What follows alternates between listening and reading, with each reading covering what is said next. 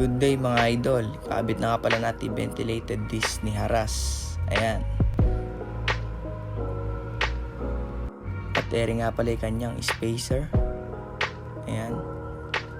At para makita na natin ang kanyang mounting mga idol, ilapat na natin yan. Ay, maganda, sakto. Pati yung disc testing.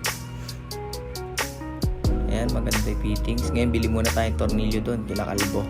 Stainless. Ayan, nasa daan na tayo mga idol. Lapit na nga pala tayo kila Kalbo. Diyan lang sa gawin natin. Eri na nga tayo kila Kalbo mga idol. Tawag muna tayo dyan. At yun, binigay na nga ni ate yung ating mga bolts.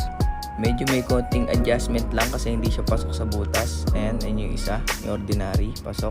Yung stainless hindi, ayan, bumili ko ng app. Gagamitan ko lang ng pinagbabawal na technique para pumasok sa kanyang adapter.